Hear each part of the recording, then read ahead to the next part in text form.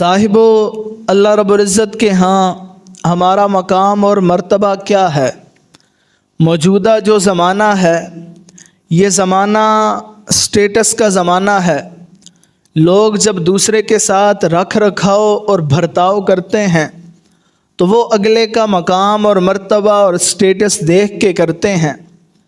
ہمارے ہاں جوان سٹیٹس دوسروں کو دکھاتے بھی ہیں اور دوسروں کا سٹیٹس دیکھتے بھی ہیں۔ تو رمضان المبارک کی بابرکت گھڑیاں ہیں، کیوں نہ ہم اللہ کی نظر میں اپنا سٹیٹس دیکھیں، اللہ کی نظر میں اپنا مقام دیکھیں کہ اس خالق کریم کے ہاں ہمارا مقام اور مرتبہ کیا ہے۔ تو اس کے لیے میں 3 باتیں عرض کروں گا، اور تینوں باتیں بڑی آسان، بڑی سادہ، بڑی عام فہم ہیں۔ ہر بندہ ان 3 باتوں سے اندازہ لگا لے گا کہ اللہ کی نظر میں میرا مقام اور مرتبہ کیا ہے۔ سب سے پہلی بات حدیث رسول ہے۔ اللہ کے رسول صلی اللہ علیہ وآلہ وسلم نے فرمایا کہ، اور پھر آپ دیکھیے گا اس حدیث پاک کے اندر کتنی حکمت ہے، کتنی دانائی ہے، کتنی دور اندیشی ہے، اور کتنے دور اس نتائج ہیں اس حدیث پاک سے نکلنے والے۔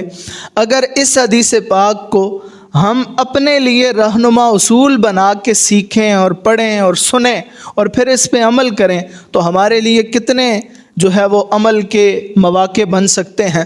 اللہ کے رسول صلی اللہ علیہ وآلہ وسلم نے فرمایا کہ اگر تم اللہ کی نظر میں اپنا مقام، اپنا مرتبہ دیکھنا چاہتے ہو، اپنا سٹیٹس دیکھنا چاہتے ہو، تو پھر تم یہ دیکھو کہ تمہارے اندر اللہ کا کتنا پاس اور لحاظ موجود ہے۔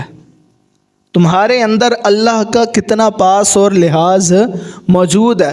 تم اللہ کا کتنا حیا کرتے ہو، تمہاری آنکھوں میں اللہ کے لیے کتنا حیا ہے، تمہاری زبان پہ اللہ کے لیے کتنی سچائی ہے، تمہارے دل میں اللہ کے لیے کتنی عاجزی ہے، تمہارے وجود پہ اللہ کے لیے کتنی درویشی ہے، تم اللہ کا کتنا پاس اور لحاظ کرتے ہو، اللہ نے جو چیزیں فرض کی ہیں تم اللہ کے لیے کتنی پوری کرتے ہو۔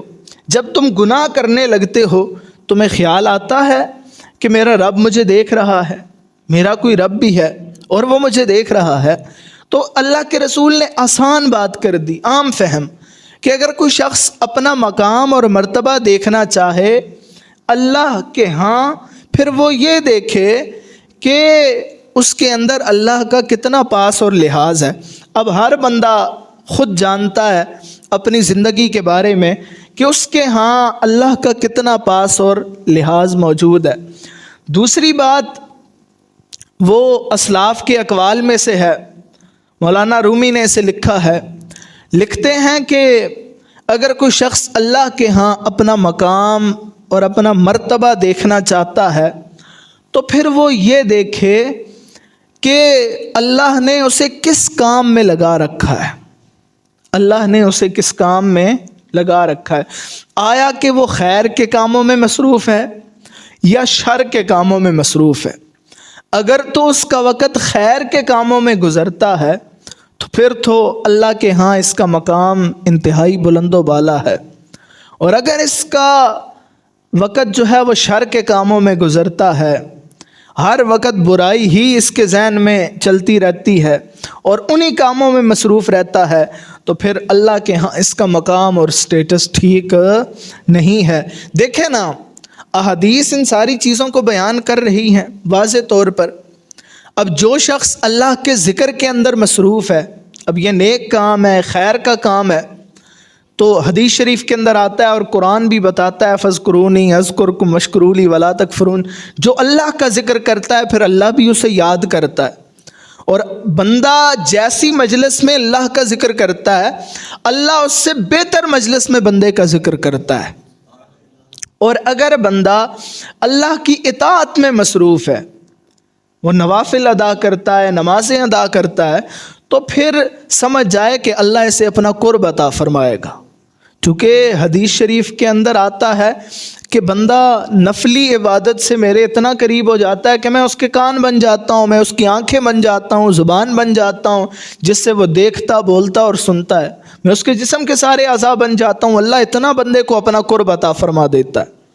اور اگر بندہ قرآن کی خدمت میں مصروف ہے، قرآن پڑھ رہا ہے، پڑھا رہا ہے، تو پھر وہ یہ سمجھ جائے کہ اللہ کے ہاں میرا مرتبہ انتہائی بلند ہے، چونکہ رسول اللہ نے فرمایا کہ خیرکم من تعلم القرآن وعلمہ من یرد اللہ بہ خیرا یفقہہ فی الدین، اللہ جس کے ساتھ بھلائی کا ارادہ کرتا ہے اسے پھر دین کی سمجھ بوجھ عطا فرما دیتا ہے۔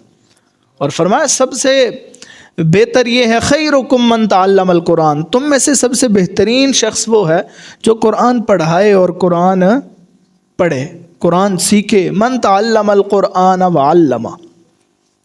اگر کوئی شخص اسی طرح وہ برے کاموں میں مصروف ہے، لوگوں کی عیب جوئی کرتا ہے اور پھر عیب گوئی بھی کرتا ہے، لوگوں سے نفرتیں کرتا ہے، لوگوں کے لیے اپنے دل میں حسد پالتا ہے، اپنی زبان پہ اس نے ہر وقت ہی سخت بات رکھی ہوتی ہے، تو وہ سمجھ جائے کہ جیسے وہ لوگوں کو ذلیل کر رہا ہے، جیسے وہ لوگوں کی عیب جوئی اور عیب گوئی کر رہا ہے، اسی طرح ایک دن اللہ اسے بھی ذلیل کرے گا۔ چونکہ حدیث شریف کے اندر آتا ہے کہ جو شخص دوسروں کے عیب ظاہر کرتا ہے پھر اللہ اس کے عیبوں کو لوگوں میں عیاں کر دیتا ہے۔ جو دوسروں کو ذلیل کرتا ہے پھر کائنات کا خالق اسے ذلیل کرتا ہے۔ اور جو شخص نمازوں سے دور ہے، گناہوں والی زندگی گزار رہا ہے، وہ سمجھ جائے کہ اللہ کے ہاں میرا مقام اور مرتبہ یہ ہے کہ اللہ قرآن میں کہتا ہے جو شخص دنیا کا ارادہ کرتا ہے پھر اللہ اسے دنیا ہی دے دیتا ہے اور آخرت میں اس کا کوئی حصہ نہیں ہے۔ اولئک لا خلاق لہم فی الآخرہ، آخرت میں اس کا کوئی حصہ نہیں ہے۔ تو اگر اللہ کے ہاں آپ اپنا مقام اور مرتبہ دیکھنا چاہتے ہیں تو پھر آپ یہ دیکھیں کہ اللہ نے آپ کو کس کام میں لگا رکھا ہے۔ اگر تو آپ انسانیت کی خدمت میں مصروف ہیں، اگر تو آپ اللہ کی عبادت میں مصروف ہیں، اگر تو انسانیت کا درد آپ کے دل میں ہے، اگر تو آپ کوئی رفاع عامہ کا کام کر رہے ہیں، لوگوں کی بھلائی کے لیے آپ اچھے کام کر رہے ہیں، تو پھر سمجھ جائیں اللہ کے ہاں آپ کا مقام اور مرتبہ انتہائی بلند ہے۔ اور تیسری بات وہ حضرت سیدنا امیر المؤمنین حضرت عمر فاروق رضی اللہ تعالیٰ عنہ کا ایک قول ہے، اور اس قول کے اندر بھی آپ دیکھیے گا کتنی دور اندیشی ہے، کتنی حکمت ہے، کتنی دانائی ہے، کتنے رہنما اصول ہیں ہمارے لیے، کتنے عمل کے مواقع ہیں اس قول کے اندر۔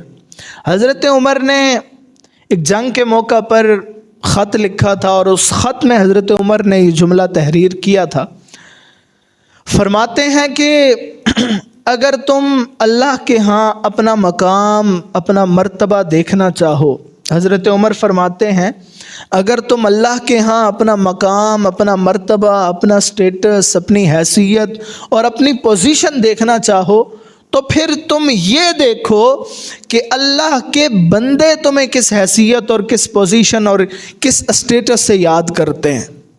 اللہ کے بندوں کے ہاں تمہاری حیثیت کیا ہے، اللہ کے بندوں کے ہاں تمہاری پوزیشن اور تمہارا مقام اور مرتبہ کیا ہے، اللہ کے بندوں کے ہاں تمہارا سٹیٹس کیا ہے، اور سمجھ جاؤ خدا کی قسم جو تمہاری حیثیت اللہ کے بندوں کے ہاں ہے وہی تمہاری حیثیت کائنات کے خالق کے ہاں بھی ہے، کائنات کے خالق کے ہاں بھی تمہاری وہی حیثیت ہے۔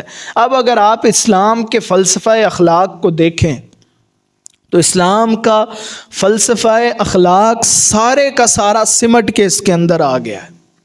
اور اگر آپ حضرت عمر کے اس قول کو اللہ کے رسول صلی اللہ علیہ وآلہ وسلم کی ایک حدیث پاک کے ساتھ جوڑیں تو بات مزید نکھر کے سامنے آ جاتی ہے۔ اور وہ حدیث پاک کیا ہے؟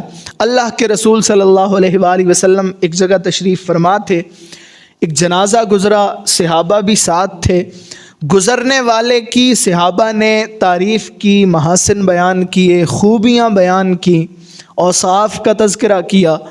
جو مرنے والا تھا، جس کا جنازہ تھا، جو مر چکا تھا، جس کا جنازہ ہونا تھا، اب اللہ کے رسول صلی اللہ علیہ وآلہ وسلم نے صحابہ سے جب اس کی تعریفیں، خوبیاں اور اوصاف سنے تو اللہ کے رسول نے فرمایا وجبت وجبت وجبت۔ اب تھوڑی دیر بعد ایک اور جنازہ گزرا، اللہ کے رسول بھی تشریف فرما تھے، صحابہ بھی تھے۔ اب دوسری مرتبہ جس کا گزر رہا تھا تو صحابہ کا اس جنازے کو دیکھ کے چہرے پہ ناگواری آئی اور اس کے لیے کوئی اچھے کلمات صحابہ نے ادا نہیں کیے، تو اللہ کے رسول نے فرمایا وجبت وجبت وجبت۔ صحابہ حیران و پریشان ہوئے کہ اللہ کے رسول ایسے جملے تو آپ عام مواقع پہ ارشاد نہیں فرماتے، آج کوئی خاص بات ہے؟ تو اللہ کے رسول صلی اللہ علیہ وآلہ وسلم نے یہ عقدہ کھولا اور ارشاد فرمایا کہ میرے غلاموں، وہ جو جنازہ گیا تھا اور جس کی تم نے محاسن اور خوبیاں بیان کی تھی، اللہ نے تمہاری رائے کا اعتبار کرتے ہوئے اس بندے کے حق میں جنت کو واجب کر دیا ہے۔ اللہ نے اس بندے کے حق میں جنت کو واجب، اور اگر مرنے والے کی مرنے کے بعد برائی کی جائے، لوگ اسے برے افعال اور اعمال سے یاد کریں، تو اللہ کے رسول صلی اللہ علیہ وسلم نے فرمایا اللہ لوگوں کی رائے کا اعتبار کرتے ہوئے اس شخص پہ جہنم واجب کر دیتا ہے۔ یعنی فلسفہ اخلاق سارے کا سارا سمٹ کے اس میں آ گیا۔ اور پھر اللہ کے رسول نے فرمایا ایک موقع پر انتم شہداء اللہ فی الارض، کہ تم اللہ کے گواہ ہو اس زمین میں، اور آسمان والے کی بارگاہ میں تمہاری گواہیوں کو قبول کیا جاتا ہے۔ کائنات کا خالق تمہاری گواہیوں کو بندوں کے حق میں کیا کرتا ہے؟ قبول کرتا ہے۔ تو حضرات، میں اور آپ ہم لوگوں کے بیچ رہتے ہیں، ہم لوگوں سے دور نہیں رہ سکتے۔ ہمارا گھر کسی کے گھر کے ساتھ جڑا ہے اور وہ ہمارا پڑوسی ہے، ہم نے کسی کے ساتھ لین دین بھی کرنا ہے، معاملات بھی کرنے ہیں، تو آپ لوگوں کی باتوں پر دھیان دیں۔ لوگ جو آپ کے بارے میں کہہ رہے ہیں، آپ ان کی باتوں کو سنیں، صرف یہ کہہ کر جھٹک نہ دیں کہ لوگ باتیں کرتے رہتے ہیں، بلکہ لوگ جیسا آپ کے بارے میں سوچتے ہیں، آپ کے اندر اگر وہ برائی ہے تو آپ اپنے اندر تراش خراش کریں اور اس برائی کو اپنے اندر سے ختم کریں اور اپنے اندر اچھائی لائیں۔ اگر آپ لوگوں کے ہاں اچھے ہوں گے تو اللہ کے ہاں بھی آپ اچھے ہوں گے۔ لوگوں کے ہاں اچھا ہونا یہ ضروری ہے، کیونکہ کل بروز قیامت ہمارا قد و قامت اسی سے طے ہوگا۔ تو یہ 3 باتیں تھیں جن سے ہم آسانی سے جانچ سکتے ہیں کہ اللہ کے ہاں ہمارا مقام اور مرتبہ کیا ہے۔ اللہ تعالیٰ مجھے اور آپ کو سب سے پہلی بات جو تھی اس کے حوالے سے اللہ ہماری آنکھوں میں حیا پیدا فرمائے، اللہ ہماری زبان پہ صداقت پیدا فرمائے۔ پھر جو دوسری بات تھی اس کے حوالے سے اللہ ہمیں خیر کے کاموں میں مصروف رکھے، اور پھر جو تیسری بات تھی کہ اللہ ہمیں لوگوں کے حقوق ادا کرنے کی توفیق عطا فرمائے۔ وآخر دعوانا ان الحمد للہ رب العالمین۔ جزاک اللہ۔